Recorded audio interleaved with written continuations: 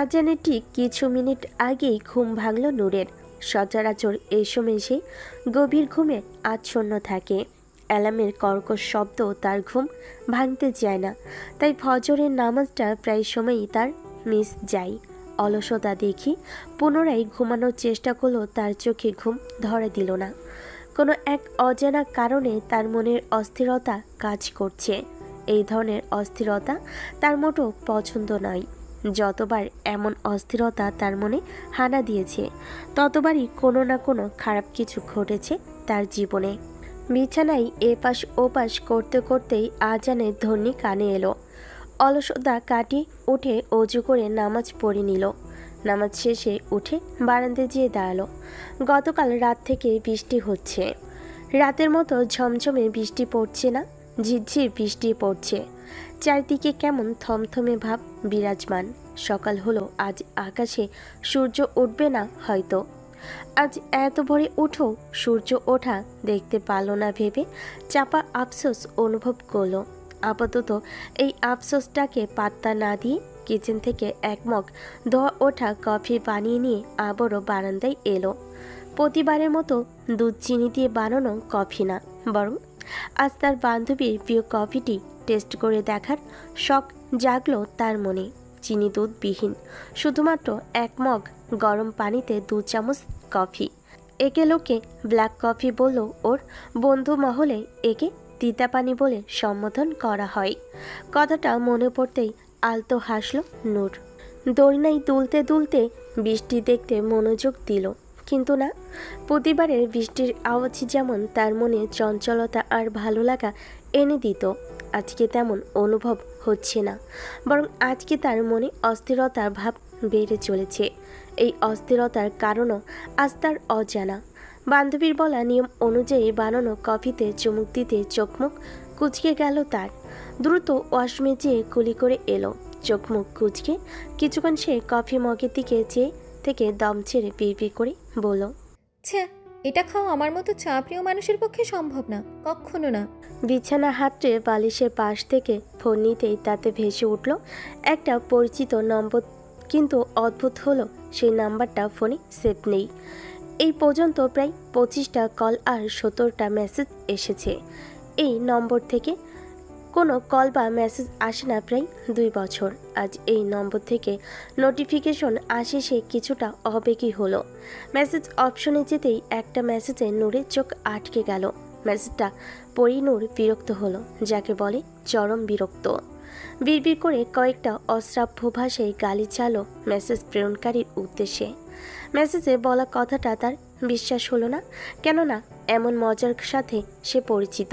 দক্ষ হাতে সে জবাব দিল, এই ধরনের ফাজলামি আমার মোটেও পছন্দ না, ডোন্ট ডিস্টার্ব মি। মেসেজ দিতেই সিন হয়ে গেল তা। চোখের পলকেই আবারও ওই নম্বর থেকে কল এলো। নূর রিসিভ না করেই ফোনটা ভাইব্রেট করে মাথার বালিশের দিকে ঢিল মারল। বিরক্তিতে চোখ মুখ কুচকে বসে রইল। হঠাৎই দরজার করাঘাতের আওয়াজে লাফিয়ে উঠে ঘড়ির দিকে দৃষ্টি নিক্ষেপ করল। সবে মাত্র 5:57 এ সময় বাড়ি কেউ ঘুম থেকে ওঠে না। উঠলেও এ সময় কেউ তাকে ডাকার সাহস করবে না তা সে জানে। তবে কি কোনো দরকার পড়ল? হাজার চিন্তা মাথায় নিয়ে ঘরের দরজা খুলে দেয় সে। সামনে মা আর ছোট বোনকে কান্নারত অবস্থায় দেখে হকচকিয়ে গেল। বাবার কিছু হলো না তো ভাবতেই হৃৎপিণ্ডটা যেন দ্রুত বেগে ছুটতে শুরু করলো। সে কোনো প্রশ্ন করার আগে নূরের মা নিতা তাড়া দিয়ে বলল, আমাদের এখনই ঢাকা যেতে হবে নূর, তোর বাবা গাড়ি বের করছে, তুই দ্রুত আয়, আমরা নিচে অপেক্ষা করছি। নূর কারণ জিজ্ঞেস করলেও তিনি জবাব দিলেন না। ছোট মেয়েকে তিনি ইশারায় নিজের সাথে নিয়ে চলে গেলেন। তাদের যাওয়ার সময় নূর তার ছোট বোন নীরার দিকে চেয়েছিল, যার চোখেই বলে দিচ্ছে সে নূরকে কিছু বলতে চাই, কিন্তু তা এই মুহূর্তে সম্ভব হচ্ছে না। মা আবার ডাক দিতে নূর তার ওড়না, ফোন আর ব্যাগ হাতে বেরিয়ে পড়ে। পা যেন চলছেই না তার। মনের মধ্যে অজানা কারণে অস্থিরতা বেড়ে চলেছে। গাড়িতে বসতেই দেখতে পেল মা আর নীরা কাঁদছে। এত সকালে কোথায় যাওয়া হচ্ছে আর ওরা কাঁদছে কেন জিজ্ঞেস করলে বাবা গম্ভীর হয়ে বললেন, গেলেই দেখতে পাবে। সে ঘুমানোর চেষ্টা করতে বললেন, হয়তো ছোট মামার বাড়ি কেউ অসুস্থ হয়ে পড়েছেন। এটা ভেবে নিয়েই নূর তাদের নিয়ে এতটা মাথা ঘামালো না। মা বোনের ফ্যাস ফ্যাস কান্নার আওয়াজটা এই মুহূর্তে বিরক্ত লাগছে। ময়মনসিংহ থেকে ঢাকা যেতে প্রায় 4 ঘন্টার মতো সময় লাগবে। অনায়াসে এক দফা ঘুম দেওয়া যাবে ভেবেই কানে হেডফোন গুঁজে দিয়ে গাড়ির সিটে গা এলিয়ে বসে থাকে। হঠাৎ মনে পড়ে আজকে সকালে পাওয়া মেসেজটি কথা। অদ্ভুতভাবে 1.5 বছর পর আজ আবার সে ঢাকা যাচ্ছে। চোখ বন্ধ করতে চোখের সামনে ভেসে উঠল হাজারো স্মৃতি, যার শুরুটা অত্যন্ত সুখকর হলো এর শেষটা ছিল ভীষণ বিষাক্ত। আজ আবারও ডুব দিল সে স্মৃতির পাতায় 2.5 বছর আগে। হেই, 307 নাম্বার কেবিনটা কোন দিকে বলতে পারবেন? রিসেপশনে দাঁড়িয়ে থাকা মানবীকে প্রশ্ন করি শুভ্রতা আবার ঠোঁট কামড়ে এদিক ওদিক তাকানো শুরু করলো। মেয়েটি জবাব না দিয়ে তার দিকে অবাক হয়ে চেয়ে আছে। দেখতে সে কপাল কুঁচকে ফোঁস করে একদম চালো। গায়ে লাল সাদা রঙের আটপোড়ে শাড়ি, চোখে গাঢ় কাজল, চুলগুলো এলোমেলোভাবে হাত খোপা করা, হাত ভর্তি কাচের চুড়ি, হাতে পায়ে আলতা পরে কোনো এক রমণী হঠাৎ সামনে এসে দাঁড়ালে যে কেউ হাঁ করে চেয়ে থাকবে, এটা মোটো অস্বাভাবিক কিছু নয়। শুভ্রতা মাটির দিকে চোখ রেখে কপাল কুঁচকে বিড়বিড় করে বলল, লোকটার কোনো দিনক্ষণ পেল না অ্যাক্সিডেন্ট করার, জাস্ট বিরক্তিকর। চোখ তুলে সামনে থাকা মেয়েটির দিকে চেয়ে দেখল সে এখনও তার দিকে হাঁ করে চেয়ে আছে। আশেপাশের মানুষগুলো তার দিকে আর চোখে চেয়ে আছে। হাসপাতালে এরূপে কাউকে দেখে যেন ব্যাপারটা সবারই হজম করতে কষ্ট হচ্ছে। শুভ্রতা কণ্ঠে রম্যতা এনে বলল, আই নো আম কিউট। হাঁ করে চেয়ে না থেকে 307 নাম্বারটা রুমটা কোন দিকে একটু বলুন। শুভ্রতার কথাই মেয়েটি অপ্রস্তুত হয়ে পড়ল। চোখ দুটো যেন এক্ষুনি কোটর থেকে বেরিয়ে আসবে। গাল দুটোতে লজ্জার লাল আভা ছড়িয়ে পড়ল। সাধারণত মেয়েদের দিকে কেউ এক ধ্যানে চেয়ে থাকলে তারা অস্বস্তিতে পড়ে যায়, কথা বলতেও দ্বিধাবোধ করে। কিন্তু শুভ্রতা এমন করল না। সে উল্টো নিজের কথাই মেয়েটাকে অস্বস্তিতে ফেলে দিল। অপ্রস্তুত ভঙ্গিতেই এক জোরপূর্বক হাসি দিয়ে উঠিয়ে কেবিনে যাওয়ার রাস্তাটা দেখিয়ে দিল। মেয়েটার এমন হাবভাব দেখে শুভ্রতা ঘাড় বাঁকিয়ে কিছুক্ষণ মেয়েটির মুখের পানে চেয়ে রইল। পর মুহূর্তেই ধন্যবাদ জানিয়ে শাড়ি ধরে কেবিনের দিকে হাঁটা দিল। শুভ্রতার যাওয়ার দিকে মেয়েটি চেয়ে থাকলেও তাতে শুভ্রতার কোনো প্রকার হেলদোল দেখা দিল না। কেবিনের সামনে দাঁড়াতেই দেখতে পেল তিলোত্তমা, রিধিতা, রূপা, উপমা আর নূর বসে আছে। শুভ্রতা এগিয়ে যেতেই তারা বিস্ময়ী দৃষ্টিতে তার দিকে তাকালো। তুই এই অবস্থায় কেন? আসতে এত দেরি হলো কেন? স্যার জিজ্ঞেস করতে বলেছেন যিনি রক্ত দেবে সে কি এসেছে, না হলে স্যার অ্যারেঞ্জ করাবে। তোদের প্রশ্নের উত্তর বেশি জরুরি নাকি লোকটাকে রক্ত দেওয়া বেশি জরুরি, কোনটা? আগে রক্ত দিয়ে আয়। শুভ্রতা নার্সের সাথে যাওয়ার সময় খেয়াল করলো যে তার দিকে নার্স সহ সবাই অবাক হয়ে চেয়ে আছে। শুভ্রতা সেদিকে পাত্তা না দিয়ে নার্সের পিছু পিছু চলে গেল। অন্যদিকে বিস্ময় নিয়ে কয়েক জোড়া চোখ তার যাওয়ার দিকে দৃষ্টি স্থির করেই বসে রইল। হাসপাতালের সকলেই ব্যস্ত পায়ে এদিক ওদিক ছোটাছুটি করছে। দূর থেকে কারোর কান্নার আওয়াজ ভেসে আসছে, আবার কোথা হতে হাসির আওয়াজ। এখানেই কারোর জন্ম তো এখানেই কারোর মৃত্যু। কি অদ্ভুত এক জায়গা। চারিদিকে ওষুধের ভাবসা গন্ধ নাকে আসতেই চোখ মুখ কুঁচকে নিল নূর। সামনের চেয়ারে ভাবলেশীনভাবে গা এলিয়ে দিয়ে দেওয়ালে মাথা ঠেকিয়ে চোখ বন্ধ করে বসে আছে শুভ্রতা। রক্ত দেওয়া শেষেই সে এখানে এসে চোখ বন্ধ করে বসেছে। সামনে যে কয়েকজন তার দিকে তীক্ষ্ণ দৃষ্টি নিক্ষেপ করে আছে তা বেশ বুঝতে পারল তার কোনো হেলদোল নেই। শুভ্রতাকে এমন রূপে বন্ধু মহলের কেউই ছবি ব্যতীত সামনে থেকে দেখেনি। শাড়ি পরে শুভ্রতার হাঁটার অভ্যাস নেই, তাই সে শাড়ি পরে না বললেই চলে। এই অবস্থায় আজ তাকে দেখে সকলে মুগ্ধ হওয়ার থেকেও বেশি অবাক হয়েছে। আজ হঠাৎ এভাবে সাজলি কেন? কেন, সুন্দর লাগছে না? অসম্ভব সুন্দর লাগছে, কিন্তু এভাবে সাজার কারণ কি? হঠাৎ ইচ্ছে হলো তাই এভাবে শাড়ি পরে প্রকৃতি বিলাস করছিলাম, কিন্তু তার করা হলো কই। মানে তোদের ফোন কলের ঠেলায় আমার আর প্রকৃতি বিলাস করাই হলো না। উল্টো হসপিটালে এসে গন্ধ বিলাস করা লাগছে। ওষুধে কি বাজে গন্ধ হচ্ছে, অসহ্য। তোর ওই বালের ফোনটা কিনেছিস কোন দুঃখে? কল দিলে জীবনেও যখন তখন পাওয়া যায় না। 24 ঘন্টাই সাইলেন্ট রাখা লাগে। নূরের কথাই চোখ বন্ধ রেখে মুচকি হাসল শুভ্রতা। ঠোঁটে হাসি বজায় রেখেই জবাব দিল, আমাকে যখন তখন কল করবি কেন বলতো? প্রয়োজনের জন্য ফোন কিনেছি, অকারণে কল দিলে বিরক্ত তো লাগে আমার। আর ফোন আমি সাইলেন্ট রাখি না, বরং ভাইব্রেট করে রাখি। শুভ্রতার উত্তরে সবাই কিছুক্ষণ চুপ করে রইল। তিলোত্তমা হঠাৎ শুভ্রতার মাথায় হাত রেখে জিজ্ঞেস করলো, তোর কি মাথা ব্যথা করছে শুভি? শুভ্রতা এবার চোখ খুলে তিলোত্তমার দিকে তাকালো। কিছু না বললেও অদ্ভুতভাবে মেয়েটা তার মনের অবস্থা বুঝে যায়। মাঝে মাঝে বন্ধু মহলের এসব কাজেই তার মন ভালো হয়ে যায়। তিলোত্তমার কথা শুনে সকলের চোখেই চিন্তাভাব ফুটে উঠল। শুভ্রতা মন ভুলানো এক হাসি দিয়ে জবাব দিল, একটু করছে, ব্ল্যাক কফি খেলে ঠিক হয়ে যাবে। বেডে পড়ে থাকা ইডিয়েটটাকে কোথা থেকে আনলি রে? তাকে এখানে আনার আইডিয়াটা কার ছিল? তিলুর ছিল। ট্রাকের সাথে তার বাইকে ধাক্কা লাগে, পড়ে গিয়ে মাথা ফেটে গেছে বেচারার। ইস, কি কষ্টটাই না পাচ্ছিল। রাস্তার মানুষগুলো সাহায্য না করেই দূর থেকে আফসোস প্রকাশ করছিল। কি যে এক অবস্থা! যা ভেবেছিলাম, কি এক ঝামেলা বলতো। আমি তো তিলোকে মানা করেছিলাম এসব ঝামেলায় না জড়াতে। রাস্তার কেউ এগিয়ে আসছিল না, কিন্তু এই তিলো নিজে তো এগিয়ে গেল, এর সাথে আমাদেরও টেনে নিয়ে গেল। কোথায় ভেবেছিলাম সবাই একসাথে মিলে আড্ডা দেব, এখন হাসপাতালে বসে থাকা লাগছে। হৃদিতার কথা শুনে মুহূর্তেই নূর, রূপা, তিলোত্তমা আর উপমার চোখে মুখে বিরক্তিভাব চলে এলো। আজব তো, একটা মানুষকে আহত অবস্থায় এভাবে রাস্তায় ফেলেই চলে আসতাম নাকি? নূরের কথাই শব্দ করে শুভ্রতা বলল, ঝাড়বাতি, ও তো ঠিকই বলেছে। কি দরকার ছিল এইসব ঝামেলা জড়ানোর? শুভি, কি বলছিস এসব? শুভ্রতা তিলোত্তমার দিকে একবার তাকালো, কপালে ভাঁজ ফেলে বলল, ঠিকই বলছি। ওকে হসপিটালে আনতে বলেছিল কে তোদের? একে বাড়ি পাঠিয়ে দিলেই এখন এত আজাইরা কথা শোনা লাগতো না। তোরাও হসপিটালের ফর্মালিটিস শান্তিতে পূরণ করতে পারতি, আর আমিও রক্ত দিয়ে এখানে শান্তিতে বসে থাকতে পারতাম। তোদের এক ভুলের জন্য আমার কানের পোকা শহীদ হচ্ছে। শুভ্রতার কথা শুনে প্রথমে হৃদিতা চোখ মুখ উজ্জ্বল করে তাকালো, পরে কথাগুলো শুনে মুখ ফুলে বসে থাকে। মুহূর্তেই হাসির ঝংকারে হাসপাতালের সকলের দৃষ্টি আরও একবার তাদের দিকে পড়ল।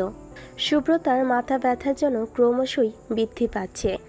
মাথা চেপে ধরে বলল, ঝাড়বাতির আর আমার রক্তের গ্রুপ তো একই। ওই এখানে থাকতে আবার আমাকে জরুরি তলব করলি কেন? আমি গত সপ্তাহেই রক্তদান করেছি, এখন আর দেওয়া যাবে না, তাই তোকে ডাকা। ও আচ্ছা, এখন কি সে ঠিক আছে? লোকটার বাড়িতে জানিয়েছিস? বলল তো ঠিক আছে, বাড়ির লোককে ইনফর্ম করা হয়েছে, আসছে বলল। ও, এখন কি আমার বাড়ি যাবি নাকি নিজ নিজ বাড়ি চলে যাবি? 5:30 অলরেডি বাজে, নিজেই বাড়ি চলে যাব। তবে চল বেরোই। সে কি, যাকে রক্ত দিলেই তার সাথে দেখা করে যাবে না? তার রক্ত প্রয়োজন তাই দিয়েছি। এখন নিজের পরিচয় জানিয়ে তার কাছে গিয়ে ব্যাককলের মতো হেসে ক্রেডিট নেওয়ার কোনো ইচ্ছে নেই আমার। তোদের ইচ্ছে হলে তোরা দেখা করে আয়, আমি অপেক্ষা করছি।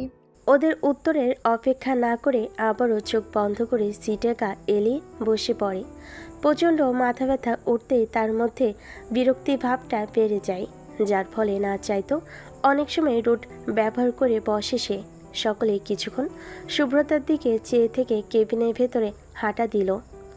যে কেউ চলাচলের সময় শুভ্রতার দিকে আর চোখে তাকাচ্ছে, এতে যেন সে আরও কয়েকগুণ বেশি বিরক্ত অনুভব করলো। শুভ্রতা কেবিনের বাইরে মাথা চেপে ধরে বসে রইল। কারোর কণ্ঠ কর্ণকুহরে পৌঁছাতেই মাথা তুলে তাকালো শুভ্রতা। সামনে একজন মাঝ বয়স্ক লোক কফির কাপ হাতে দাঁড়িয়ে আছে। সন্ধ্যা হয়, তেমন বেশি মানুষজন নেই এখানে, হাতে গোনা কয়েকজন আছে। সুব্রতা বুঝলো, বিশ্বাস হলো না যে তাকেই কফি নিতে বলেছে। লোকটা তার উদ্দেশ্যে বলে উঠল, ম্যাডাম আপনার কফি ঠান্ডা হয়ে যাইব তো। সুব্রতা এবার অবাক হয়ে চেয়ে রইল। লোকটার বেশভূষা দেখে মনে হচ্ছে সে এখানেই কাজ করে। হাসপাতালে কাজের লোকগুলো সাধারণত ডক্টরদের কাজগুলো যেচে করে, আর সাধারণ মানুষের কোনো কাজ করতে গেলে প্রথমে একটু ভাব নিবে, তারপর বকশিস নিয়ে তবেই কাজ করবে। এদিকে তাকে এমনি এমনি কফি দিচ্ছে, সে তো কফি অর্ডারই দেয়নি। তবে ব্যাপারটা হজম করা কষ্টকর, অতি কষ্টকর। সুব্রতা চোখ পিটপিট করে চেয়ে পড়ল, চাচা কি আমাকে বলছেন? লোকটা দ্রুত মাথা নেড়ে হ্যাঁ বুঝালো। সুব্রতা চমকালেও তা প্রকাশ করল না, শান্ত কণ্ঠে বলল, আমি তো অর্ডার দিইনি। কফি দিচ্ছেন যে? স্যার পাঠিয়েছে, আপনার নাকি মাথা অনেক ব্যথা করতেছে, তাই স্যার কফি দিয়ে যাইতে বলল। সুব্রতার স্বভাবসুলভভাবেই ভুরু কুচকে এলো, জিজ্ঞেস করলো, কোন স্যার চাচা? আপনি কোন স্যারের কথা বলছেন? লোকটা জবাব দিল না, ফ্যালফ্যাল করে তার দিকে চেয়ে রইল। লোকটার অঙ্গভঙ্গি দেখেই বুঝতে পারল যে স্যারের নাম প্রকাশে নিষেধ আছে। শান্ত কণ্ঠে বলল, আমি অচেনা কারো কাছ থেকে কিছুই নেই না চাচা, মাফ করবেন, আপনি কফিটা নিয়ে যান। কফি না নিলে স্যার অনেক রাগ করব, আপনি কফিটা নেন। আপনার মাথা ব্যথা দেখে স্যার অনেক চিন্তিত।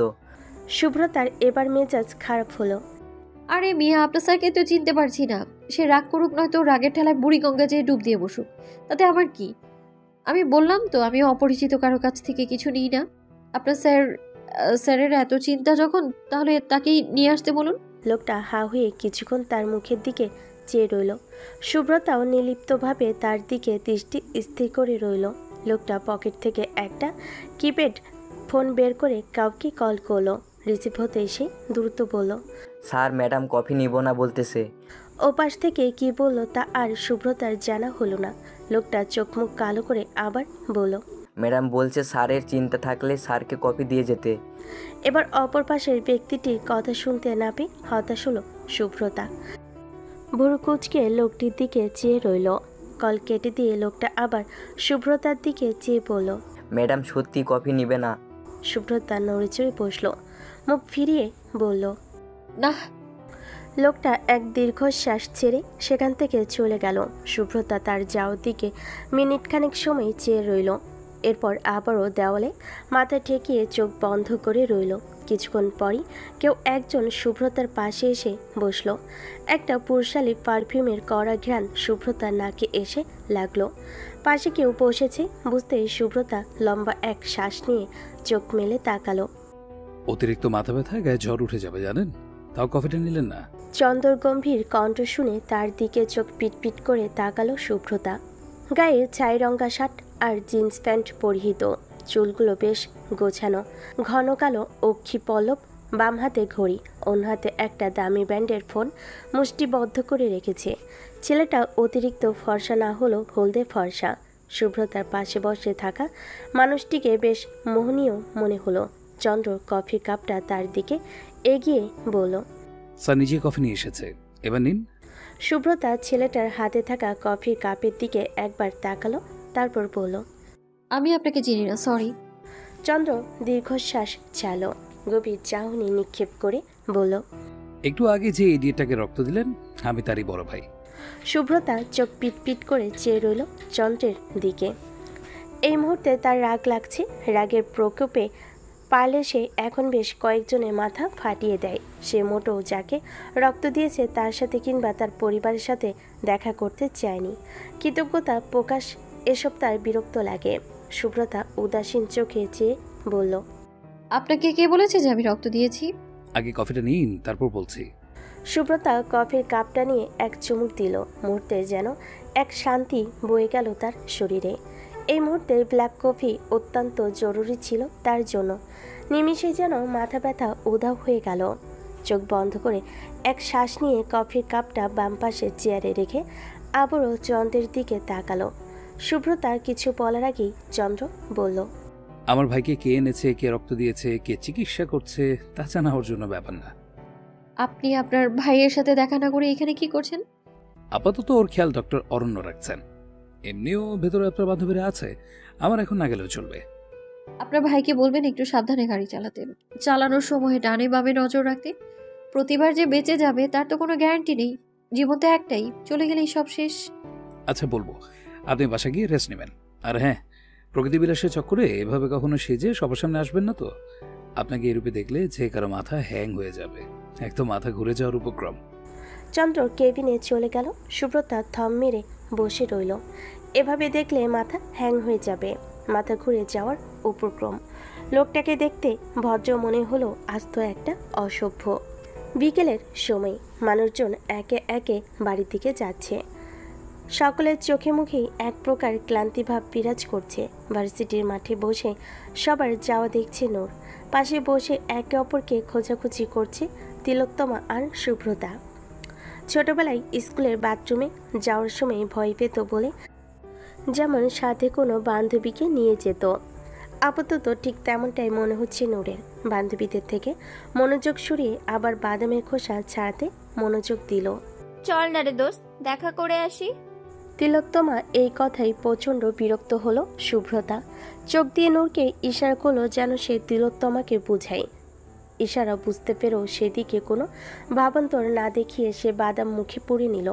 শুভ্রতা ভুরকুচকে নূরকে ধাক্কা দিতে নূর ঠোঁট বাঁকিয়ে বলল, বাদাম খাবি নাকি?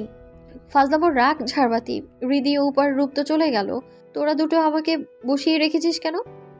তিলো তো বললই যে ওই দিন যাকে সাহায্য করেছি তার সাথে দেখা করতে যাব। তবে তোরা যা, আমাকে কেন ঠেলছিস? তুইও চল, হেল্প তো আর আমরা একা করিনি, তুইও তো রক্ত দিয়ে সাহায্য করেছিস।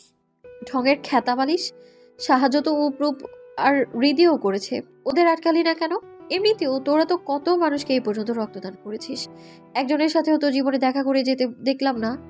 শুভ্রতার কথা শুনতে চোখ মুখ কুচকাল নূর। তিলোত্তমা মুখ ফুলিয়ে বসে রইল। সবাইকে তো আর টেনে ধরে হসপিটালে নিয়ে যাইনি, এই প্রথম কারো সাহায্য করলাম। ওই দিন দেখলি না কেমন খেপেছিল, তাই ওদের নিচ্ছি না। চল না শুভি, দেখা করে আসি। নূরের কথাই আর চোখে তাকালো শুভ্রতা। ঠোঁটে হাসি টেনে বলল, হসপিটালের কারো উপর ক্রাশ? শুভ্রতার কথায় নূর যেন আকাশ থেকে পড়ল। চোখ বড় বড় করে বলল, তবা তবা, আস্তাগফিরুল্লাহ, ছি ছি। আমি অন্তত ভদ্র একটা মেয়ে, আমি কোনো ছেলের ওপর নজর দিই না, আমি কেন ক্রাশ খেতে যাব? ভদ্রনা ছাই, আমি ড্যাম শিওর তুই ওই বেচারাকে স্বপ্নে বিয়ে করে নিয়ে অলরেডি বাসর ঘরে ঢুকে গেছিস। আবারও হু হা করে হেসে উঠল নূর। শুভ্রতার পিঠে এক চড় দিয়ে বলল, তুই আসলেই একটা ফাজিল, চল না যাই। শুভ্রতা হেসে মাথা দুলিয়ে সায় দিল। অনেকগুলো ফল আর নাস্তা নূরদের সামনে দিয়ে বসিয়ে রেখেছে চিত্রা। ছেলে জীবন বাঁচিয়েছে তাই তিনি ওদের কাছে অনেক বেশি কৃতজ্ঞ। তিলোত্তমা হাত ধরে ধন্যবাদ দিতে দিতে সে ক্লান্ত না হলো। তার ধন্যবাদ বাণী শুনতে শুনতে আপাতত নূর আর শুভ্রতা বেশ হাঁপিয়ে উঠেছে। তাদের কথাই জানতে পারল ওরা যাকে সাহায্য করেছে তার নাম আমির মাহতাব। আপাতত পারিবারিক ব্যবসা সামলানোর পাশাপাশি আবার বিভিন্ন কাজে সাহায্য করছে সে। এটা মাহতাবের বড় ভাই আহনাব চন্দ্রর হাসপাতাল। চন্দ্র পেশায় একজন হার্ট সার্জন। এই ঝাড়বাতি, শহরে আর হসপিটাল পাসনি? আমরা কি জানতাম নাকি এটা তার ভাইয়ের হাসপাতাল? শুভ্রতা বিরক্তি নিয়ে নূরের দিকে তাকালো। ক্ষিপ্ত হয়ে ফিসফিস করে বলল, তোর কিছুই জানা লাগবে না, কাল ডক্টর অরণের উপর ক্রাশ খেয়েছিস, এখন বসে নাস্তা খা। শুভ্রতার কথা শুনে করুণ চোখে তাকালো নূর। ওর দিকে দৃষ্টি স্থির রেখে শুভ্রতা উঠে দাঁড়ালো। চিত্রা বাধা দিয়ে বলল, সে কি, উঠে দাঁড়ালে কেন? কিছুই তো খেলে না, হাসপাতালে দেখে এমন কিছুই করতে পারছে না, আমার বড় ছেলে শুনলে খুব রাগ করবে। নূর শান্ত চোখে তার দিকে তাকালো। মানুষটা অত্যন্ত নম্র আর বিনয়ী মনে, তা বোঝার বাকি নেই। আসার পর থেকে বেশ কয়েকবার শুনেছে তার বড় ছেলে এমন তেমন। বড় ছেলের গুণগান শুনতে শুনতে তার এবার মাথা ঘুরিয়ে যাবার উপক্রম। শুভ্রতার দিকে তাকাতে সে এক দীর্ঘশ্বাস ছেড়ে বলল, আপনি ব্যস্ত হবেন না আন্টি, আমরা শুধু মাহতাব ভাইয়ার সাথে দেখা করতে এসেছি, নাস্তায় এইসবের কোনো দরকার নেই। নূর আর তিলোত্তমার দিকে তাকাতেই তারা দ্রুত বেগে মাথা নেড়ে হ্যাঁ হ্যাঁ ঠিক ঠিক বলে উঠল। তারপরও একটু মুখে দাও, মাত্রই তো এলে। মাহতাবের কথায় তার দিকে যে নূর বলল, আসলে আমাদের দেরি হয়ে যাচ্ছে ভাইয়া, আজ যাই, আবার অন্য একদিন আসবো। চিত্রার সম্মতি নিয়ে শুভ্রতা, নূর আর তিলোত্তমা সকলকে বিদায় জানিয়ে কেবিন থেকে বের হয়ে এলো। কয়েক কদম এগিয়ে যেতেই দেখা মিল কালকে সেই ছেলেটি অর্থাৎ মাহতাবের বড় ভাই চন্দ্রর সাথে। আজকে চন্দ্রর গায়েও সাদা অ্যাপ্রন জড়ানো। চন্দ্রকে ওদের দিকে এগিয়ে আসতে দেখে শুভ্রতার মুখের হাসি উড়ে গেল। শুভ্রতাদের কাছে এসে মুচকি হেসে চন্দ্র বলল, চলে যাচ্ছেন নাকি আপনারা? হ্যাঁ, সন্ধ্যা হয়ে আসছে, এখন না গেলে নির্ঘাত বাড়িতে বকা খাবো। চন্দ্র শুভ্রতার দিকে একবার চেয়ে আবার মাটির দিকে দৃষ্টি রেখে কিছু একটা ভেবে বলল, আচ্ছা, সাবধানে যাবেন। আল্লাহ হাফিজ। নূর মাথা নেড়ে হ্যাঁ বলল। শুভ্রতা নূরের সাথে হাঁটতে হাঁটতে একবার পিছনে ঘুরে চন্দ্রর দিকে তাকালো। কিরে চুপ কেন? নূরের কণ্ঠ কর্ণপাত হতে শুভ্রতা রাগী দৃষ্টি নিক্ষেপ করে বলল, মনটা চাইতেছে দুইটারে একটা লাথি দিয়া চোখের সামনে থেকে বিদায় করি। কে বলেছিল এখানে আসতে? আমি আবার কি করলাম? তিলই তো জোর করছিল আসার জন্য। নূরের কথা শেষ হতেই তিলোত্তমা নূরের পিঠে এক থাপ্পড় দিয়ে বলল, তুই নিজে আমাকে বলেছিলি যেন আমি সুবিকে রাজি করাই, এখন আমার দোষ দিস কেন, পোল্টিবাজ মহিলা। তিলোত্তমার কথাই শুভ্রতা চোখ ছোট ছোট করে নূরের দিকে চেয়ে বলল, আমি বলছিলাম এই বেটি কারো উপর ক্রাস্ট। আমি খেয়াল করেছি এই বেটি রোগী মানে মাধব ভাইয়ের দিকে যতবার না তাকাইছে তার থেকেও বেশি এখানে এই ডক্টর অরণ্যের দিকে তাকিয়েছে। নূরের গালে রক্তিম আভা দেখা দিল। দ্রুত পায়ে যেতে যেতে বলল, বাজে বোকা বন্ধ কর, জলদি চল, আমার দেরি হয়ে যাচ্ছে। লজ্জা লুকাতে পালাচ্ছে এখন। এই ঝাড়বাতি, আমার ট্রিট চাই। বলে নূরের পেছনে দৌড় লাগালো শুভ্রতা। ওদের দিকে অপলক দৃষ্টিতে চেয়ে রইল তিলোত্তমা। এ যুগে এসেও এমন বন্ধু পেয়ে বরাবরই ভাগ্যবানদের দলে নিজেকে খুঁজে পায় সে। সময়ের সাথে সাথে এই বন্ধুত্ব না হারিয়ে যায়। মাঝে মাঝে এমন কথা ভাবনেই এলো বুক কেঁপে ওঠে তার। বৃষ্টি আসার আগ মুহূর্তটা বরাবরই খুব প্রিয় নূরের। এ সময় চারিদিকে কেমন একটা থমথমে ভাব বিরাজ করে। রাস্তায় চলাচলকৃত প্রতিটা মানুষের মধ্যেই তখন কেমন এক তারা কাজ করে। চারিদিকে চেয়ে তখন মানুষের গতিবিধি দেখতে বেশ ভালোই লাগে নূরের। রাস্তা থেকে দৃষ্টি সরিয়ে এবার আকাশের দিকে তাকালো নূর। মেঘাচ্ছন্ন আকাশ। সকাল হলো মনে হচ্ছে এখন যেন সন্ধ্যার সময়। যখন তখন বৃষ্টি নামবে ভেবেই রিকশা চালককে বলল, মামা একটু দ্রুত চলুন। রিকশা চালক ঘাড় ঘুরিয়ে একবার তাকালো। চোখে মুখে তার ক্লান্তির ছাপ স্পষ্ট। ঠোঁট বাঁকিয়ে হেসে বলল, জি আপা। নূর কতক্ষণ লোকটার দিকে চেয়ে থেকে আবারও আকাশ দেখাই মনোযোগ দিল। রিকশা চালকদের মামা ডাকলো প্রায় রিকশা চালকই তাকে আপা ডাকে। সে বুঝে উঠতে পারে না যে তারা নিজেদের বয়স কম বোঝাতে চাইছে নাকি তার বয়স বেশি বোঝাতে চাইছে। গেটের সামনে রিকশা থামতেই নূর দ্রুত ভাড়া মিটিয়ে ভার্সিটিতে প্রবেশ করে। বৃষ্টি হবে দেখে ক্যাম্পাসে আজ সকলের চোখেই কেমন উৎফুল্ল ভাব বিরাজ করছে। আসলেই সকলে উৎফুল্ল নাকি নাকি তার নিজের বৃষ্টি পছন্দ থেকে সকলেরই বৃষ্টি ভালো লাগে বলে মনে হয় তার নূরের জানা নেই।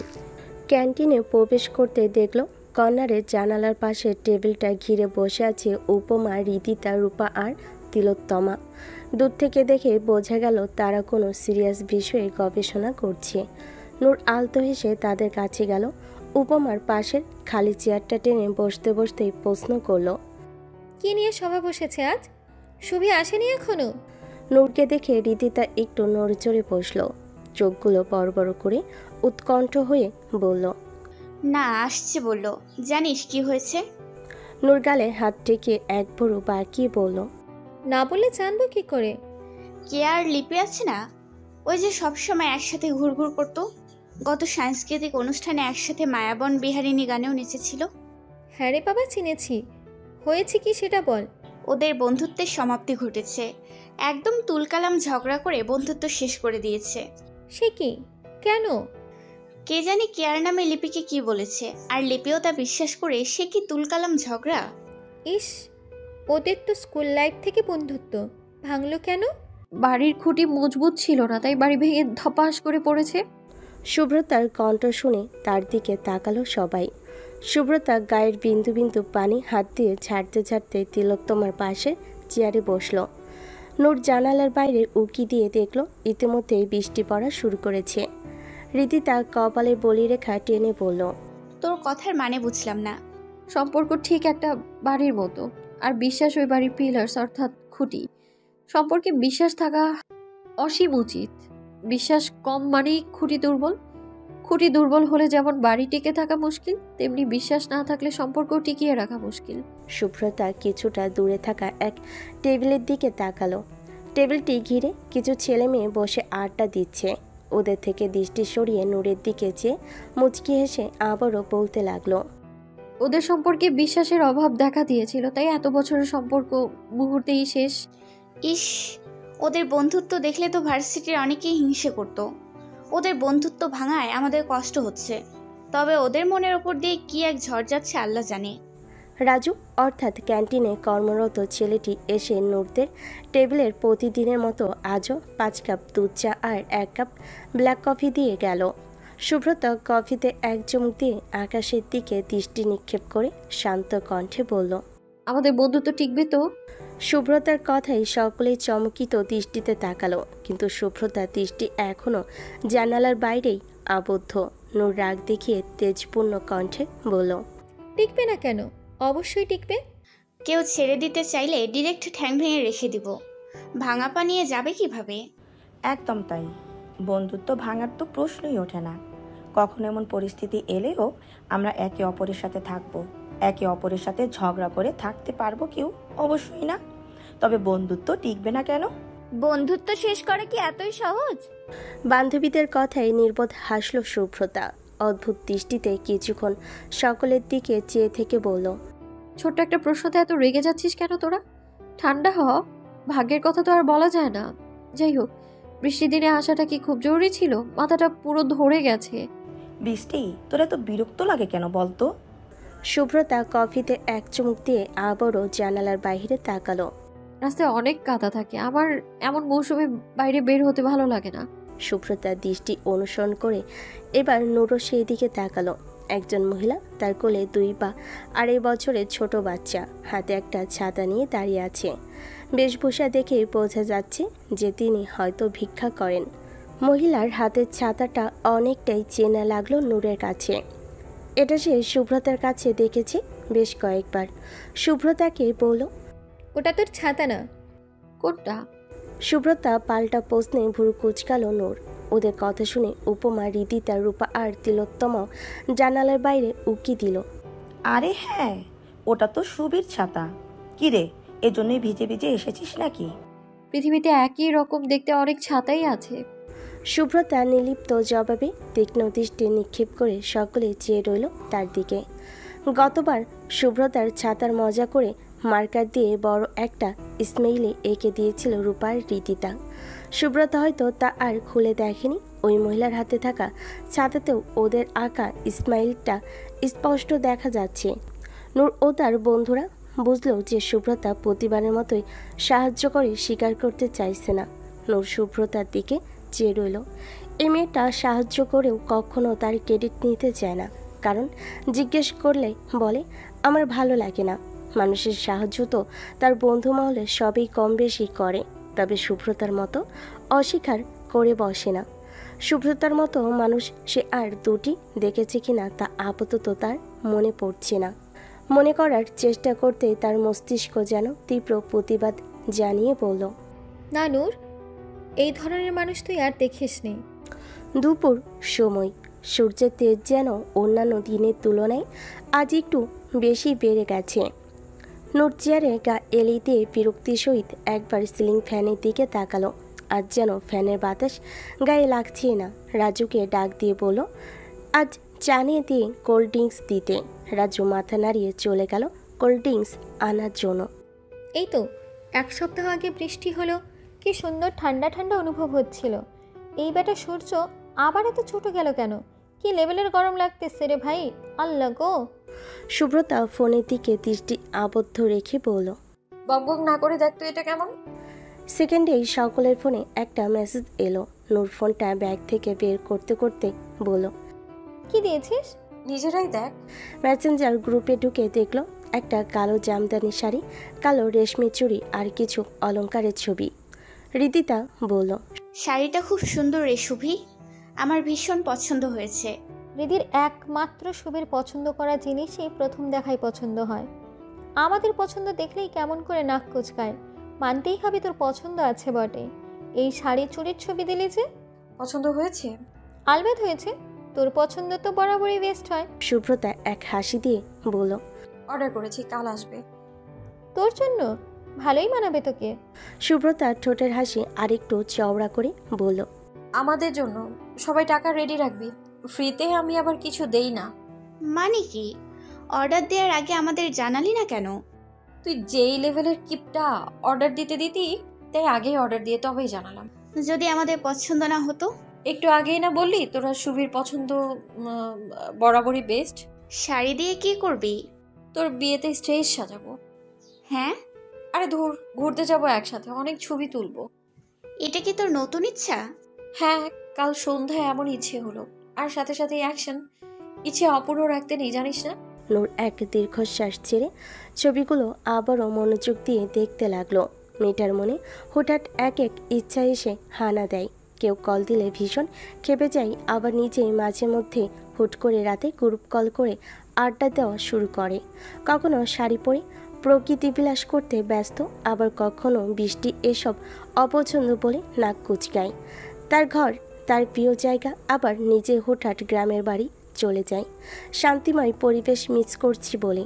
এই মেয়ের মাথায় কখন কি চলে বুঝে ওঠা মুশকিল। তুই কি সত্যি অর্ডার করেছিস শুভি? হৃদিতার প্রশ্নে শুভ্রতা চোখ পিটপিট করে বলল, আমাকে মিথ্যেবাদী মনে হয় তোর হৃদি? শুভ্রতার এমন প্রশ্নে হৃদিতা ফ্যাল করে চেয়ে রইল। আমি মোটেও তোকে মিথ্যাবাদী বলছি না। সন্ধ্যায় যার যার বাসায় পার্সেল চলে যাবে। কাল তো এমনিতেও ক্লাস নেই, ভিডিও কল করে জানাস কেমন লাগছে। আমি গেলাম বাড়িতে, টাটা। শুভ্রতা চলে যেতে হৃদিতা ফুঁসে উঠে বলল, এই মেয়ের মাথায় কখন কি চলে বুঝি না আমি। হুটহাট ওর মনে ইচ্ছা তৈরি হয় কেমনে? নিজের জন্য অর্ডার দিল তো দিল, আমার জন্যও কেন দিল? নূর আর চোখে হৃদিতার দিকে তাকালো, খিটখিটে মেজাজে বলল, শুভি ঠিকই বলে, তুই আসলেই একটা কিপটা। তোর একার জন্য তো অর্ডার করিনি, আমাদের জন্যও করেছে। তোর না ভীষণ পছন্দ হয়েছিল, এখন কেনার বেলায় মুখটা বাংলা পাঁচের মতো করেছিস কেন? নূরের কথাই দমে গেল হৃদিতা। এক লম্বা শ্বাস নিয়ে বলল, যা হওয়ার তা তো হয়ে গেছে, আফসোস করে আর কি করব। বাড়ি যাচ্ছি আমি। মাগরিবের নামাজ শেষ করতে নূরের ফোনটা সশব্দে বেজে উঠল। বিরক্তিতে শব্দ করে ফোন হাতে নিল নূর। ফোনের স্ক্রিনে বন্ধুমহল নামটা জলজল করছে দেখতে বিরক্তি কাটি ঠোঁটের কোণে হাসি রেখা ফুটে উঠল। ফোন রিসিভ করতে দেখল শুভ্রতা বাদে সকলেই আছে। রূপা বলল, পার্সেল পেয়েছিস? না তো, কেন? তোরা পেয়েছিস? হ্যাঁ, মাত্র পেলাম। কি রে দিদি, সকালে না ফোঁস করলি, এখন হঠাৎ এত খুশি? পার্সেল এলে তুইও খুশি হয়ে যাবি। ছবির থেকেও বেশি সুন্দর নাকি? নোট, তোর জন্য কিসের পার্সেল এসেছে যেন? ডেলিভারি ম্যান বলল শুধু তোর হাতে দিবে। আসছি। নূরের মা আবারও রান্নাঘরের উদ্দেশ্যে চলে গেলেন। নূর ডেলিভারি ম্যানকে জিজ্ঞেস করলো, ভাইয়া কত টাকা বিল? ম্যাম, পেমেন্ট তো ক্লিয়ার, জাস্ট গিফটটা আপনার হাতে দিতে বলেছেন। নূর কপাল কুঁচকে বলল, ইজ ইট আ গিফট? জি ম্যাম। নূর পার্সেলটা নিয়ে ঘরে চলে এলো। কলের ও পাশে সবাই চুপচাপ নূরের কার্যকলাপ দেখছে। নূর বক্স খুলতেই দেখলো সকালে শুভ্রতা দেখানো সেই সব জিনিস, সাথে কালো একটা চিকুট পেল যাতে সাদা কালি দিয়ে কোটি কোটি অক্ষরে লেখা, সময় আর টাকা সবসময় আমাদের হাতে থাকে না। সময় তো বহমান, আর টাকা সে আমাদের জীবন, আমার মানে সারা জীবন আমাদের হাতে থাকে বলে আমার মনে হয় না।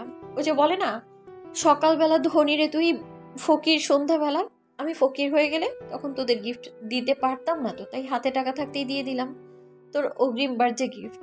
একদিন আমরা সবাই এগুলো পরে একসাথে ঘুরবো, ঠিক আছে? নূর হেসে উঠল, মেয়েটা এত অদ্ভুত কেন? সকালে অকারণে রাগিয়ে দিল কেন?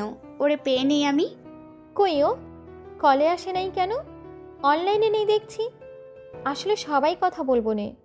দোস্ত, ওর পছন্দ আসলে অনেক বেশি সুন্দর। পেমেন্ট নিজের করা লাগলে তখন এই হাসি মুখে তারিফের বদলে উল্টা দুইটা গালি দিতি। নূরের কথাই জোরপূর্বক হাসল রীতিতা। হয়তো সত্যি সে এমন কিছুই করত। টানা দুদিন কারোর সাথে যোগাযোগ করেনি শুভ্রতা, আর না অনলাইনে এলো। ফোনে কল দিলেও ধরল না কেউ। হয়তো প্রকৃতি বিলাসে ব্যস্ত হয়ে আবারও দুনিয়াদারি ভুলে বসে আছে মেয়েটা। এ তো তার নিত্যদিনের অভ্যাস। মাসে একবার গায়েব না হলে যেন তার চলে না। বেশ চঞ্চল মনের হলেও তার কাছে তার একান্ত সময়টা বেশ প্রিয়। এ সময়ে কারোর সাথে কথা বলতে পছন্দ করে না সে, তাই বন্ধু মহলের কেউই বারবার কল করে আর ডিস্টার্ব করলো না। রাতে কারোর কল আসায় ঘুম ভেঙে গেল নূরের। এ সময় তাকে কারোর কল দেওয়ার কথা না, ঘুম ঘুমো চোখেই ফোনের দিকে তাকালো। বন্ধু মহল থেকে কল। চোখ কষলে ঘড়ির দিকে চেয়ে দেখলো রাত 2:09। এ সময় তো কোনো বিপদ হওয়া ছাড়া কল করার কথা না। তবে দ্রুত কল রিসিভ করলো নূর। দেখলো একজন মানুষই কলে উপস্থিত। তার চেহারা দেখা যাচ্ছে না, সম্পূর্ণ অন্ধকার। নূর নাম চেক করে দেখলো শুভ্রতা কলে। নূর কপাল কুঁচকে বলল, কি রে সুবি, এত রাতে কল যে? আর অন্ধকারে কেন তুই? লাইট চালাও। নূরের কথার মাঝেই কলে জয়েন করলো হৃদিতা, রূপা, উপমা ও তিলোত্তমা। কি রে, এত রাতে কল করলি কেন? আমার সাদের ঘুমটা ভেঙে গেল। শুভি, ফাইনালি তোর প্রকৃতি বিলাস শেষ হলো। কি রে, কথা বলছিস না কেন? তুই অন্ধকারে কেন শুভি? শুভ্রতার মৌনতায় ঘাবড়ে গেল ওরা। নূর ধমকে বলল, কথা বলছিস না কেন? এই 2 দিন কোথায় ছিলে? ওপাশ থেকে অস্পষ্ট এক দীর্ঘশ্বাসের শব্দ এলো। অন্ধকার ছাড়া কিছুই দেখা যাচ্ছে না। এই কুচকুচে কালো অন্ধকারে শুভ্রতাকে দেখার উপায় নেই। দীর্ঘক্ষণ পর মৌনতা ভেঙে শুভ্রতা বলল, সম্পর্কে বিচ্ছেদের রেখাটা নাকি খুব সোজা? অনেক বছরের সম্পর্ক হুট করে ভেঙে দিতে কষ্ট হয় না? শুভ্রতার হঠাৎ এমন কথায় সবাই অবাক হলো। কি বলছে তা কেউ বুঝলো না। উপমা বলল, বুঝলাম না, কি নিয়ে কথা বলছিস? সকলেই শুভ্রতার উত্তরের অপেক্ষায় বসে রইল, কিন্তু শুভ্রতা জবাব দিল না। চুপ করে বসে রইল। কিছু মুহূর্ত পরই খিলখিল করে হেসে উঠল। হাসির শব্দে সকলেই চমকে উঠল। তিলোত্তমা উদ্বিগ্ন হয়ে বলল, কি হয়েছে তোর? এমন করছিস কেন? হাসি থামিয়ে শুভ্রতা নির্মল কণ্ঠে বলল, কিছু না, মিস করছিলাম তোদের। তোর কি মন খারাপ? ওপাশ থেকে আবারও হাসির শব্দ শোনা গেল। নূর ধমকে উঠে বলল, অন্ধকারে কেন তুই? তোর না অন্ধকার ভয় লাগে? লাইট অন কর। আর হাসছিস কেন? লাগতো, আজ ভয় লাগছে না, বরং ভালো লাগছে। এই অন্ধকারকে কেমন যেন আপন মনে হচ্ছে। নূর এবার ঘামতে লাগলো। শুভ্রতাকে সে অনেকবার বাইরের মানুষের সাথে এভাবে সিরিয়াস মোডে দেখলো, অন্তত তাদের সাথে এতটা ঘুরিয়ে পিছিয়ে কথা বলতে শোনেনি সে। তিলোত্তমা, হৃদিতা, রূপা আর উপমারও ঠিক একই অবস্থা। আবারও ওপাশ থেকে শুভ্রতার হাসির আওয়াজে ভেসে এলো। নূর এবার ভীষণ রেগে গেল। অকারণে হাসছে কেন মেয়েটা? এই 2 দিন কোথায় গায়েব ছিলি তুই? বাড়িতেই ছিলাম, নিজেকে একটু সময় দিচ্ছিলাম। সবাই এত কল দিলাম, দেখিসনি? দেখেছি, ধরতে ইচ্ছে করছিল না। শুভ্রতার নির্লিপ্ত জবাব। নূর ফুঁসে উঠে বলল, এটা কি ধরনের কথা? অন্তত একটা মেসেজ করে তো বলতে পারতি যে তুই ঠিক আছিস। আমাদের তো টেনশন হয় নাকি? শুভ্রতা চুপ করে রইল। বন্ধুরাও সব চুপ। একদম পিন পতন নীরবতা। বেশ অনেকক্ষণ পর শুভ্রতা আবারও মৌনতা ভেঙে বলল, তোদের খুব মিস করছি। কাল ভার্সিটি জলদি আসিস, রাখছি।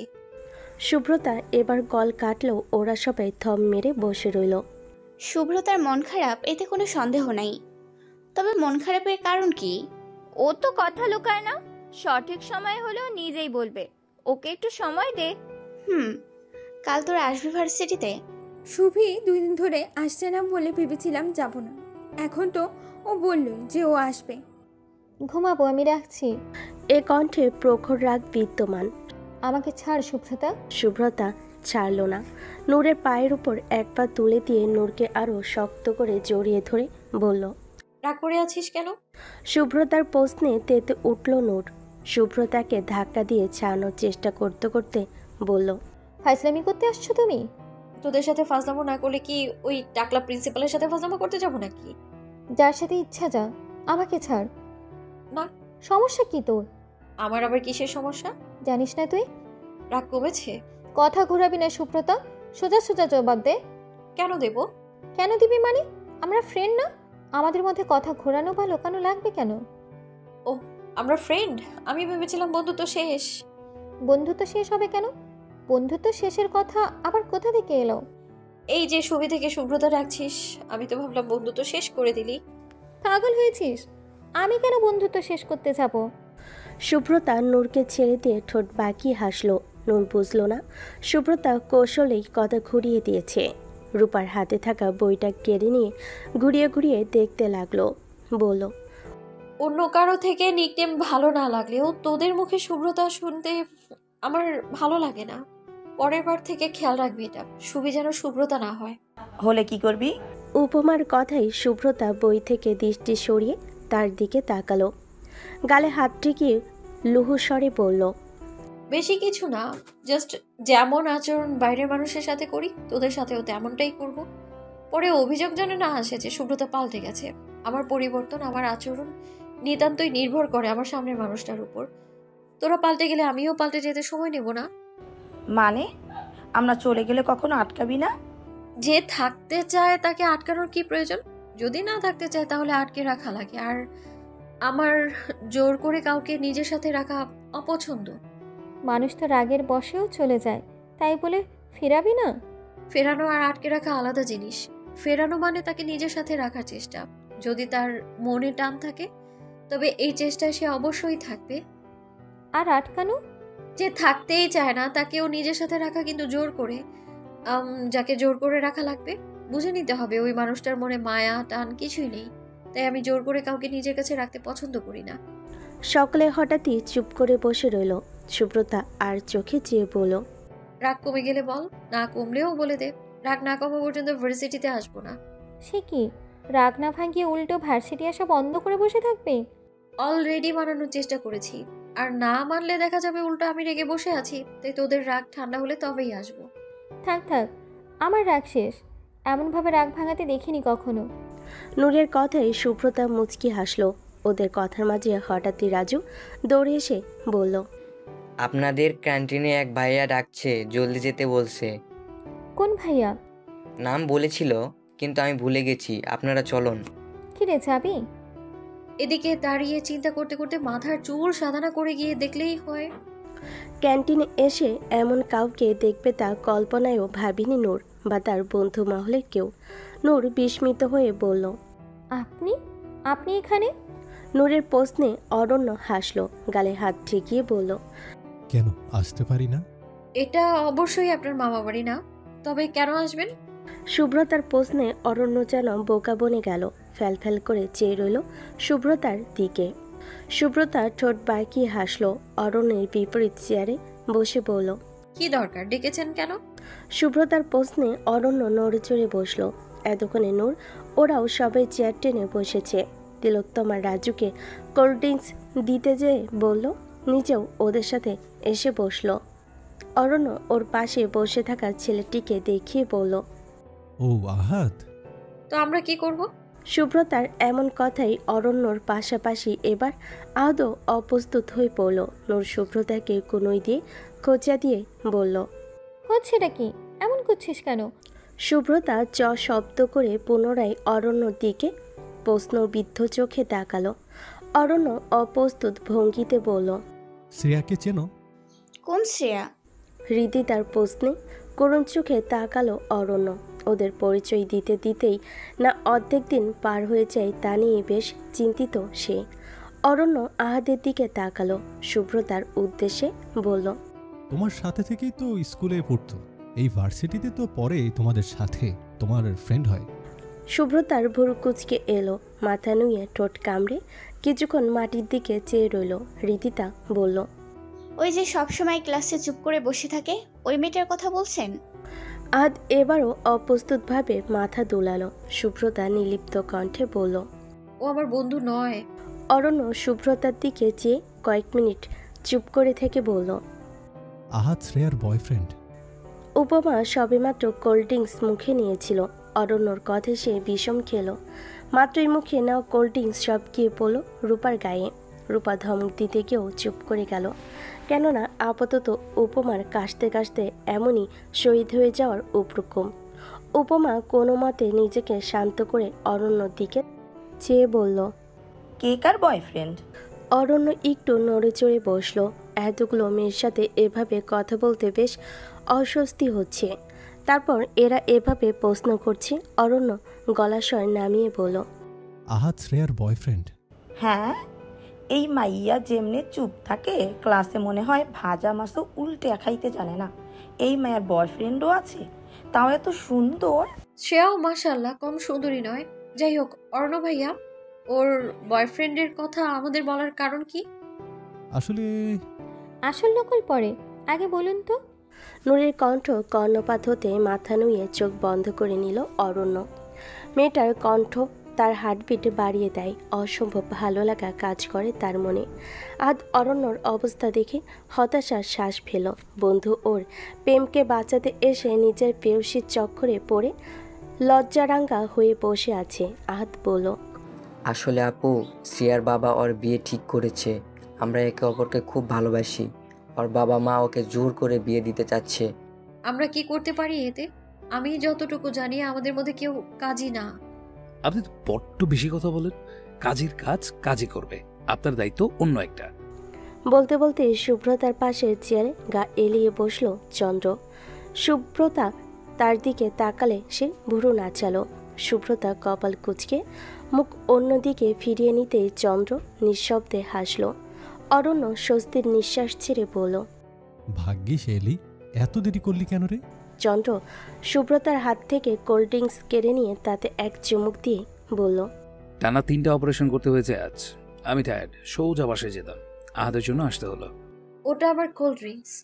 চন্দ্র আরেক চুমুক দিয়ে বলল, এখন এটা আমার। আমি ওটা মুখ লাগিয়ে খেয়েছি, আপনি ওটা মুখ কেন লাগাচ্ছেন? দিন আমাকে। তিলো, ওরা জন্য অন্যটা অর্ডার কর। তিলোত্তমাকে বাধা দিয়ে চন্দ্র হাতে থাকা বোতলটি ঘুরিয়ে দেখতে দেখতে বলল, বোতলেই তো মুখ লাগিয়েছি, আপনার ঠোঁটে তো আর লাগাইনি। হ্যাঁ, তো রেগে যাচ্ছেন কেন?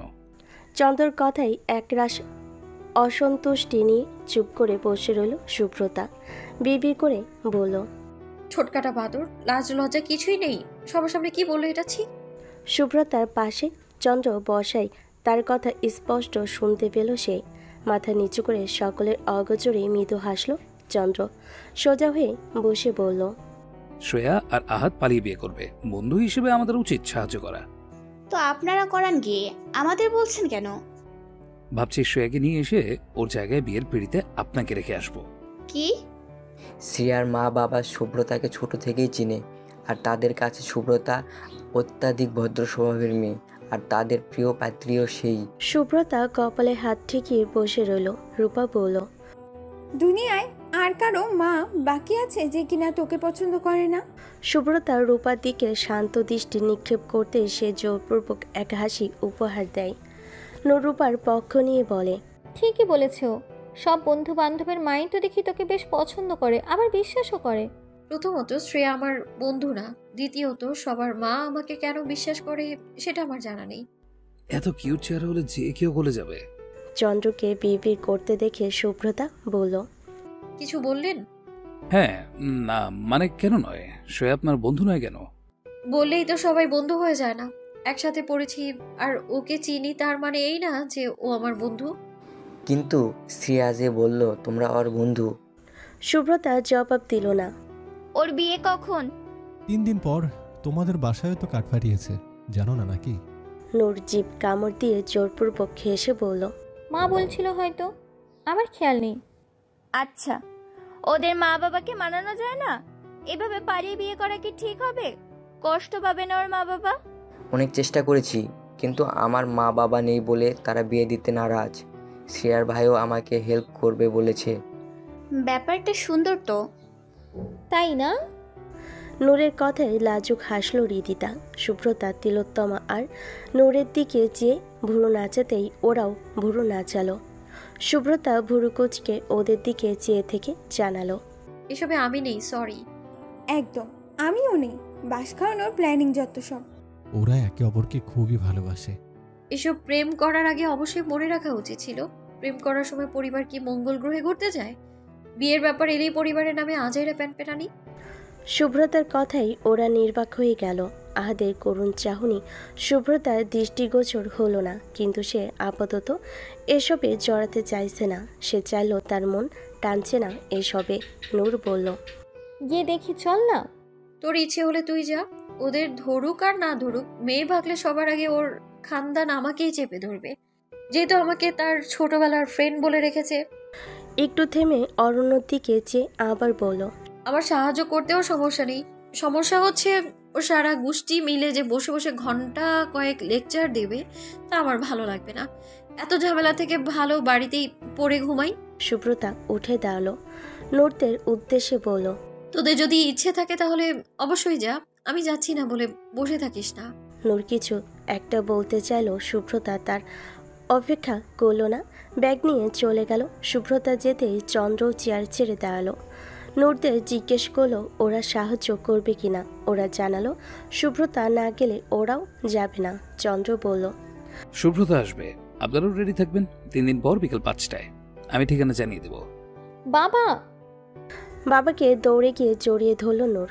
ব্যবসা বাণিজ্য সব ময়মনসিংহ, কিন্তু নূরের ভার্সিটি ঢাকায় হওয়ায় এখন প্রায় তারা যাতায়াত এখান থেকে ওখানে চলতেই থাকে। মা নূরের সাথেই থাকছে, আর নীরা আপাতত চাচার বাড়িতে থাকছে। এতদিন পর বাবাকে দেখতে নূর যেন খুশিতে আটখানা হয়ে গেল। কখন এসেছো? আমাকে বলনি কেন? মেয়ের হাসিমাখা মুখ দেখে নুরুজ্জামান হাসলেন। এ এক প্রশান্তির হাসি। সন্তানকে হাসি খুশি দেখতে পৃথিবী প্রায় সব বাবা মাই চায়, তিনিও ব্যতিক্রম নন। নুরুজ্জামান বিস্তর হেসে বলেন, দুপুরে এসেছিস? শুনলাম তুমি ভার্সিটিতেও গেছো, তাই আর ডিস্টার্ব করিনি। নূর ঠোঁট বাঁকালো। সে মোটেও ব্যস্ত ছিল না, সে তো ক্লাস শেষে বান্ধবীদের সাথে আড্ডা দিচ্ছিল। সে তার বাবাকে মিথ্যা বলতে চাইল না। পৃথিবীর সব থেকে বিশ্বস্ত মানুষটির বুকেই মাথা ঠেকিয়ে বসে রইল। ব্যস্ত ছিলাম না বাবা, ক্লাস শেষে বান্ধবীদের নিয়ে ক্যাম্পাসে বসে আড্ডা দিচ্ছিলাম। নূর না থেমে আবারও বলল, তুমি কল দিলে ভালো হতো, দেখতে ফাজিলগুলো তোমাকে সারপ্রাইজ দিতে বাড়িতে এসে হাজির। নুরুজ্জামান মেয়ের কথায় গা দুলিয়ে হাসলেন। মেয়ের মাথায় হাত বুলিয়ে বলেন, তুই যেমন পাগলি তেমন তোর বান্ধবীগুলো পাগলি স্বভাবের। চল না রে ভাই। সুব্রতা এবার ধমকে উঠল। সকাল থেকে এই এক কথা শুনতে শুনতে সে চরম বিরক্ত, ক্ষুব্ধ হয়ে বলল, সমস্যা কি তোর? কতবার বলেছি আমার যাওয়ার ইচ্ছে নেই। নূর মুখখানা মলিন করে তাকালো। সুব্রতা কিছুটা রাগী হলো। খুব সহজে ধমক দেয় না। সুব্রতার এমন ধমকে তার যেন আত্মা দেহ ছেড়ে পালানোর প্রস্তুতি নিয়ে বসেছিল। তিলোত্তমা অত্যন্ত শান্ত কণ্ঠে বলল, রেগে যাচ্ছিস কেন? আমরা কেন বলছি তা নিশ্চয়ই তোর অজানা নয়। সুব্রতা ফোঁস করে দম ছালো। মাথা চেপে মিনিট 2 মতো বসে রইল। মৃদু স্বরে বলল, সরি ঝাড়বাতি। নূর জবাব দিল না। প্রচণ্ড অভিমানে বাড়ি চলে এলো। বাড়ি বসে ঠিক করলো সুব্রতাকে ছাড়াই যাবে তারা। নূরের কথা মতো রিদিতা, রূপা আর উপমাও রাজি হলো। তিলোত্তমা যেতে না চাইলেও সুব্রতা জোর করে বলল, নূর ওরা গেলে যেন সেও যায়।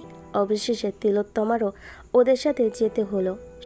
সন্ধ্যার সময় বেশিরভাগ মানুষই কাজ থেকে বাড়ির দিকে ফিরে যাচ্ছে।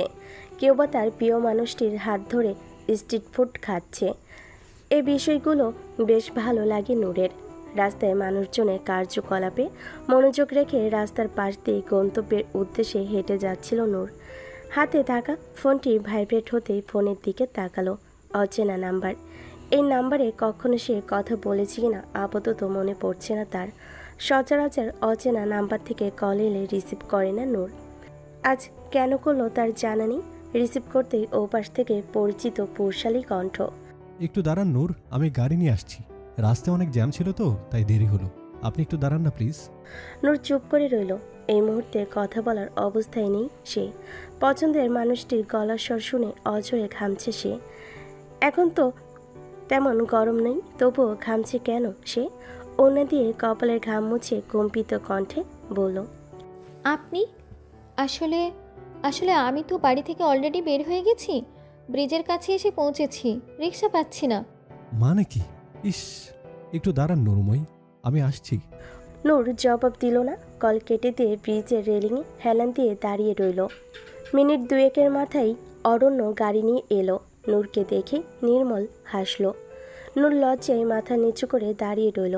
অরণ্য গাড়ি থেকে নেমে তার পাশে দরজাটা খুলে দিয়ে বলল, উঠুন। নূর মাথা নেড়ে সাই দিয়ে উঠে বসলো। নূর বসতেই অরণ্য দ্রুত গিয়ে ড্রাইভিং সিটে বসলো। ব্যস্ত ভঙ্গিতে নূরকে বলল, দেরি হওয়ার জন্য দুঃখিত। আপনার বাকি বান্ধবীর বাড়ির ঠিকানাগুলো বলুন, ওনাদেরও নিয়ে যেতে বলেছে সুব্রতা। নূর মাথা তুলে অরণ্যর দিকে তাকাতেই অরণ্য বলল, শুধু আপনার ঠিকানাই চেয়েছিলাম। ও বলল এক বান্ধবীকে কেন নেবে, বাকিরা কষ্ট করে একা আসবে, এটা নাকি ঘোর অন্যায় হবে, তাই সকলকে নিয়ে যেতে হবে। আপনার ঠিকানা দিয়ে বলল বাকিদের বাড়ি আপনিই চিনিয়ে দেবেন। নূর প্রথমে রীতি তার বাড়ির ঠিকানা দিল। অরণ্য ড্রাইভ করতে করতে বলল, আপনার এই শুভ্রতা বান্ধবীটা বিরাট রকমের ফাজিল দেখছি। আমি সবাইকে নিয়ে যাব না জানাতেই বলল সেও নাকি শ্রেয়ার বাবাকে জানিয়ে দেবে। কি সাংঘাতিক! আবার প্ল্যান সাকসেসফুল হলে পুরো বন্ধু মহলে ফুসকা ট্রিট চাই। পুরাই ফকির বানানোর ধান্দা। নূর হেসে উঠল। কিছু মুহূর্ত সময় নিয়ে অরণ্য নূরের মুখশ্রীর দিকে চেয়ে বলল, আপনি কি খুব কম কথা বলেন নাকি? আপনার বন্ধু মহলে সব থেকে বেশি শুভ্রতাকে কথা বলতে দেখলাম, আর আপনি সব থেকে বেশি চুপচাপ। নূর চোখ পিটপিট করে অরণ্যর দিকে চেয়ে রইল। সে এখন কি বলবে? সে তো মোটো চুপচাপ স্বভাবের নয়, বরং শুভ্রতার মতো সেও বেশ চঞ্চল প্রকৃতির। কোনো এক কারণে অরণ্যর সামনে তার মুখ থেকে কথাই বের হয় না। লজ্জারা যেন তাকে আড়ষ্ট করে রাখে। চন্দ্র রাস্তায় পড়ে থাকা ছোট্ট ইটের টুকরোয় একটা লাথি মেরে বলল,